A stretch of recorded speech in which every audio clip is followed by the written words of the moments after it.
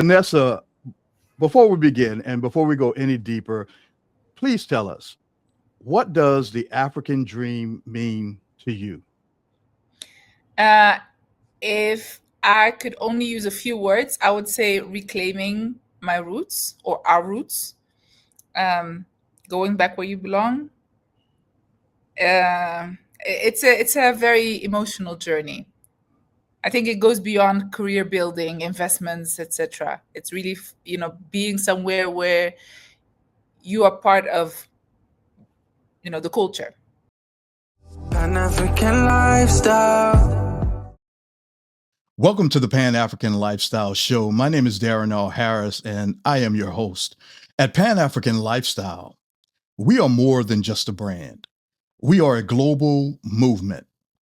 We are the world's leading Pan-African multimedia company and lifestyle agency, offering meaningful content, curated experiences, and trusted services in travel, relocation, and investment, all designed to help you live the African dream. Are you planning to travel, relocate, or invest in Africa? Before making permanent decisions, equip yourself with the knowledge you need to make informed choices. Africa 101 is your guide to relocating, investing, and living in Africa. This is your essential resource, covering the basics and must-know insights to guide you confidently. Download your guide now at panafricanlifestyle.com and take the first step toward a thriving future in the motherland. Today's guest, you just absolutely don't want to miss, because today's guest is the embodiment of global Black excellence and diaspora innovation. Kanessa Muluneh is a dynamic entrepreneur and wealth consultant whose journey spans continents, from her roots in Ethiopia to being raised in the Netherlands and now expanding her impact globally. She is the founder of the Queen's Football League, the first women's football league in the Netherlands, and the creator of Sporthy, a platform connecting sports experts with people seeking healthier lifestyles. Welcome, Kanessa Muluneh. We definitely appreciate having you here on the Pan-African Lifestyle Show. We're excited to talk to you for many different reasons. The fact that you come from the motherland, from Ethiopia, you moved to the Netherlands, where you've been able to do some great work and been successful in many different areas, whether it is starting a sports team, also investment, and some other surprising things around video games. So before we begin and before we go any deeper, please tell us, what does the African dream mean to you? If I could only use a few words, I would say reclaiming my roots or our roots, going back where you belong. It's a very emotional journey. I think it goes beyond career building, investments, etc. It's really, being somewhere where you are part of, the culture. I want to hear a little bit more about your journey, because I understand that you were born in Ethiopia, but you moved and you were raised in, tell us where. The Netherlands, also known as Holland. The Dutch have quite some influence all over the world, and except for Ethiopia, by the way. But still, I happened to end up in a small yet powerful country in Europe. Well, I'll tell you, many of the individuals that listen to the Pan-African Lifestyle Show, they are interested in many things, whether it's travel, whether it's relocation, whether it's investment. And I understand that you help individuals. You have a company called the Nyle company that helps individuals who are seeking to invest. Tell us a little bit about, number one, why should people consider investing, and tell us more about what your company does to help individuals to invest. Okay, so nyle.africa, the name itself is inspired by the Nile River, which is kind of the aorta of Africa, basically. It's the Amazon of Africa. So it started with me. It started as a personal journey with me traveling back to Ethiopia without my parents, discovering my country emotionally. So it wasn't actually a business trip in that sense. I went back and I felt so connected. I mean, and when I say that, it really goes deep, because growing up outside in Europe, although I just said that I moved to the Netherlands, it was actually my parents who moved. I was just 3 years old. I grew up there in two households, basically. The Western household that raised me outside on the streets, as they call it. And then you have the house, like the behind the closed doors rules and lifestyle, which was very African.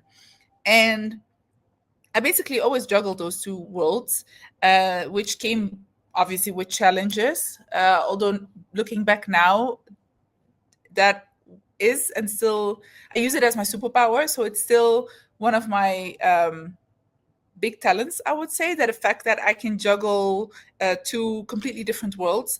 But still, growing up there, I had so many questions. I never understood why my parents reacted in a certain way. I didn't know, because these stories that parents tell, like, oh yeah, no, when I was your age, I was doing this and this, and I was like, what are you talking about?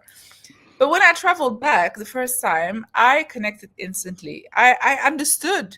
Oh, this is what my mom is talking about. Oh, this is the smell she's referring to. Oh, it made sense. I'm not saying I understood, but it made sense where she or my father, where he was coming from. So it's like missing pieces in the puzzle. Suddenly you find them and you feel whole and you feel completed. And life is so much calmer after that, once you realize who you are. And that's also when I realized that who I am in the Netherlands is not who I actually am. It's I had to reconnect to who Kanessa really was, the girl that was born in Ethiopia.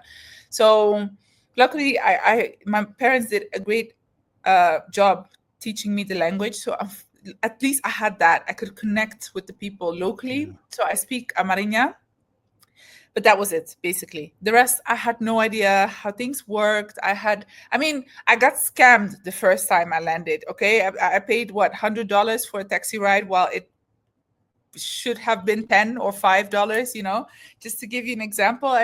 But I had to go through it to learn. And I think many diaspora go through this journey, at least first generation diaspora like me. And I can imagine the longer you have been outside of your or let's say the longer you have been away from your roots in terms of generations, the harder this journey will be and the more emotional it will be. But I do think it's everybody's right to go through it. I mean, I feel like it's everybody's right. I think everybody should do it to find that inner peace. And it also made me realize I should stop going through other people's battles, meaning Holland, the Netherlands. I'm very grateful for what they gave me. They gave me a great life, gave me a great opportunity, but I'm not one of them, and I will never be one of them. And I accepted that, and I instantly understood I don't have to deal with the racism. I don't have to deal with whatever they're, going through. I mean, I'm grateful, but that's it. I think that's the line, basically, and I don't have to cross it, and they don't have to accept me either. I have a home, I have a place where I'm already accepted. So I'm a guest, basically, and I will forever be that guest. Like I said, it's that inner peace. So that's how the journey started. And I later on went back a couple of times, and then you start to see the how do you say it? You start seeing the problems. Maybe that's the right word, the problems inside your own country. Ethiopia, I mean, on an emotional level is great, but Africa is dealing with a lot of issues, a lot of things that needs to be solved, or they need help, whether it's political, in the business world, or wherever. And as an entrepreneur myself, I mean, that's what I do. That's what I enjoy most, find a problem and solve it. Yeah. And suddenly all the opportunities opened up. And in some cases, you don't even have to look far. You could just look at whatever was working in the West and copy paste to, the African market. So yeah, that's how the journey started of Nyle, where I thought, I think I can make this work without any background in finance, by the way. But I can get the right people on board in terms of finance. I mean, I don't have to reinvent the wheel, but I do think that we deserve our own, as in diasporas and Africans ourselves, we deserve our own community of professionals that guide us in that journey. So you don't have to get scammed by a taxi driver like me. So, and thank you for sharing that. And, that does happen, and it actually happens all around the world. So it's good to, of course, have those right connections. And that's one of the things that, we strive to do, even as Pan-African Lifestyle, is to provide information and resources and connect people to resources as they travel. In terms of the investment, Nyle investment, what kind of services would you say you offer to your clients? So right now, so imagine I started it last year, mid last year, so around summer, end of summer last year, and it already spiraled into holding investments in quite some major cities or countries in the continent. So we are now in the process of acquiring an alcohol brand in Kenya. We have already invested in some mines. I'm just telling you this so you can have an understanding of how big the market is and how many opportunities there are. Me, as a experienced investor, I was able to already acquire quite good investments. So mining, agriculture, alcohol, or hospitality, wherever you want to place the in terms of category. But all these opportunities were just there simply by me being on the ground, connecting with people, with the right circle, I should say, because it's not any random person, obviously, but you still need to be in the right circles. And it's that easy. Imagine how me wanting to do this on the American market. It would, I don't know, take so many years to be seen. I didn't have to do that. I mean, I was just in my country, I was just, I copied and pasted the strategy that I learned in the West, meaning marketing and PR. I thought, if this works in the West, visibility, if that works in the West, I'm sure it works on the African market as well. Started with that, made myself visible, and boom, took off. Okay. Well, I know you have a lot of great, exciting things going on, and that's just a part of it, right? Yes. But there's also a sports team.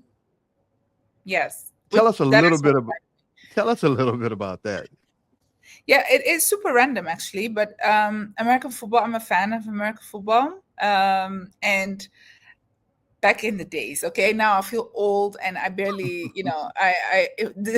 on gym day, the days I have to go to the gym, I already feel like I wake up in a bad mood. That's how, different life is right now. But back in the days, I used to have love for sports, and it used to be American football. And I was living in Amsterdam back then, so this was in Europe. And I was like, you know what? Let me try if I can find a team that I can join and just play. Didn't exist. It did exist for men, but it didn't exist for women. And I was like, oh, that's like unfair. So I messaged the head coach of the male team, the Amsterdam Crusaders, that's what they called. And I said, don't you think it's unfair that women don't have the opportunity to play American football? And he replied back saying, well, Kanessa, if you can find a team of girls, at least 12 girls, then I'm more than willing to teach you the sport. I said, challenge accepted. And I posted the same video that I saw on YouTube that convinced me to play. I posted that on Facebook, asked girls around Amsterdam, like, anyone want to try this with me? And it took off. That video took off. I got like hundreds of messages after that. And we started playing. And my idea was just, it was a bucket list thing. Like I'll play and get done with it. But the girls didn't want to stop. So we started a team in Amsterdam. We needed an opponent. And we started with the second team in Rotterdam, which these are the two biggest cities in Holland. And it spiraled. We started playing internationally. We had several teams. It became a whole league, and it was the first female league in Europe. We had contracts with the US. It was insane. Yeah. That's pretty cool. Yeah. That's pretty cool. I'm enjoying our conversation because you do so much. And there's also another thing that when I was doing my research on you, I learned about a video game. Yes. So tell us a little bit the name of the video game and how it came. How did you even come up with the idea? Question. Yeah. Because if you think that the football league thing was random, then the video game is even more random. I'm not a gamer, first of all. I mean, the games that I play, I mean, Tetris. I play Tetris. I don't know if that counts or that makes if that makes me a gamer, but that's all I know. And it started with me. So the investment company. So before now, I already made and did some investments here and there with my personal money. So I was the investor. So I would give companies or investment firms, I would provide them a certain fund, or just it was my money being invested. That's all. And later, I was like, these investments are cool, but it's just business. It's not me giving back anything. We're just doing business. So then I thought about, I wanted to give something back to the community. What could that be? And it's still, I don't believe in giving free money. I mean, I've seen my parents sending money back home, never ended anywhere useful. So I thought, I'm not going to do that. So I wanted to give them a product that would be useful for the youth or to the people. And I thought of a video game because I saw how big the industry was. I saw how other countries were leveraging it. And I just saw how, I just saw the potential, that's all. And Africa didn't have a game of its own. So I said, yeah, let's do it. Zero background knowledge, zero anything, actually. But then again, that's what I do with many of my investments now. You hire the right people.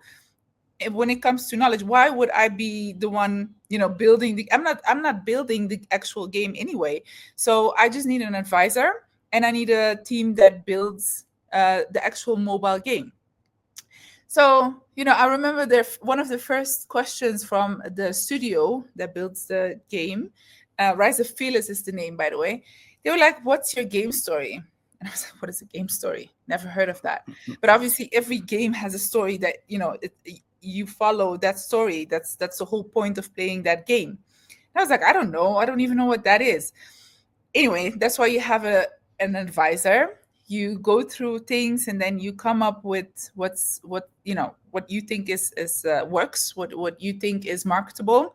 And we came up with the idea of building a battle royale game based on the Battle of Adwa. I'm not sure if you heard about this, but it's that part of history where Ethiopians defeated their intruders, meaning the Italians, and fought themselves free from slavery, so they were never colonized. And I said, oh, that's a hero story. And I love that because it was in that same era where Black Panther became that hero story. And I noticed that Africa was really in need of a hero story because every PR story is basically negative besides that. And I said, let's do it. And before I know it, there's this game launched in May. We launched it pretty grand, like big, in Ethiopia, since it's an Ethiopian story, at the Museum of Adwa, by the way, since it's the Adwa history displayed there. And now we have 10,000 players. I wasn't even thinking much of it. It was just me promoting through my circles. And then I got connected to Silicon Valley. And now it's getting interested because they're hopping on board. So promoters and management and teams that have been working on AAA games like Fortnite, Call of Duty, and all are going to hop on board now. And I said, you know what? If we're going to invest in this kind of caliber, we might as well aim to become the Fortnite of Africa. Why not? I love that story. I And absolutely I think love that story. it's just the perfect time, because I don't know if you know what's going on in Silicon Valley. I don't know if you know what's going on in Hollywood. Everybody's getting laid off, and the economy is terrible in the US. But the Americans are the ones with the knowledge. Their industry in tech or anything, technological, that's how you say it, is just phenomenal. We cannot deny it. Whatever we think of the whole political situation, they are the heroes when it comes to tech. So yeah, I was suddenly connected to the biggest game journalist. He introduced me to all these big people, and they're like, "Oh, this is the CEO of World of Warcraft. This is the CEO of Call of Duty." And I was like, "What? What? Why am I in the room with these people? I didn't even know, that these were so I didn't understand the whole industry." But that's also when I learned that I need them. And I was very open about it. I told them, don't come at me with any of these industry terms. I don't know what you're talking about. I don't know what I remember the first word they mentioned or threw out. It was like indie games. I know what it is now, but they kept repeating, "Oh, it's indie games or AAA games." And I was like, what are they talking about? I didn't know. And then I came clean. I said, "I'm an investor. I know the African market, but I don't know what a freaking indie game is." And that's when they said, "Okay, we might as well look into it." Everybody connected me to the right people. They even there are talks going on of maybe after 1 or 2 years we buy the rights of the Black Panther, since nobody's currently using it. It really fits the story.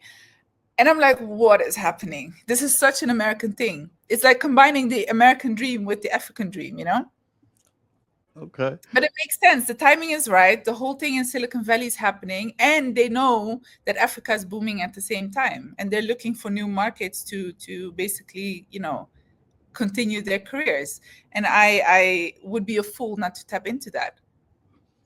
Well, you are doing some amazing things, some great work. Some of our audience who are listening right now, they want to invest, and you have ignited a fire in them, and they want to learn. So what advice or what recommendations can you give to our listeners who are seeking to invest, travel, or relocate to the continent? I think if it's for Africa, it's very unique market. Although I glamorize it, not everything is glamorous, but you have to do it yourself. Please don't, especially if you're diaspora, don't go through friends and family, people who have no idea what they're doing. Use the professional route. Hire lawyers if you don't know the law, and also reconfirm what the lawyer is saying. So go to one lawyer, talk to 3 others, so you know for sure what you're doing, especially if you're moving money into the continent.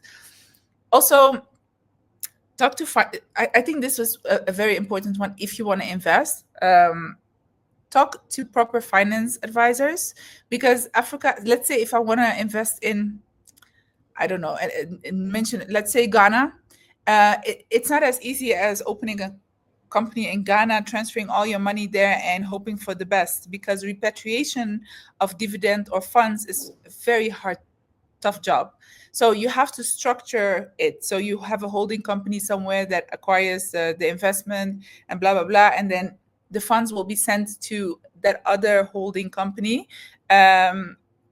Usually you choose a tax haven within we have tax havens as well in Africa. So you have your, the money is transferred in dollars. You can always repatriate dollars. So it needs some guidance. You need guidance before you enter the market. Okay. And it's not going to come from your family, just saying. Yeah, well, I appreciate you sharing that with our audience, because that's really helpful information. All right, Kanessa, this conversation has been rich. It's been good. You have given us a lot of information. How do people stay in contact with you or your investment firm, or just the great work that you're doing? I think the easiest way is LinkedIn, Kanessa Muluneh. You can find me there. If they want to learn more on Nyle, then Nyle, so nyle.africa is the page to find more information and to get in contact with the company. But obviously LinkedIn or Instagram if you like to see a little bit of my private life. But Instagram is really, just me posting whatever. But you can find me there anyway. Okay. Well, I appreciate it. And thank you so much for joining us today on the Pan-African Lifestyle Show. Well, thank you for having me. I really enjoyed it. I want to thank you today for joining me here on the Pan-African Lifestyle Show. We really appreciate you being here. And don't forget, please subscribe, like, share, and comment and join the conversation. You can also follow us on social media at Pan-African Lifestyle and stay connected with everything related to travel, culture, investment, and building a life in Africa. For partnerships or inquiries, you can email us at info@panafricanlifestyle.com, or you can just simply visit us at panafricanlifestyle.com. Keep living the African dream. Living a dream, living the African dream.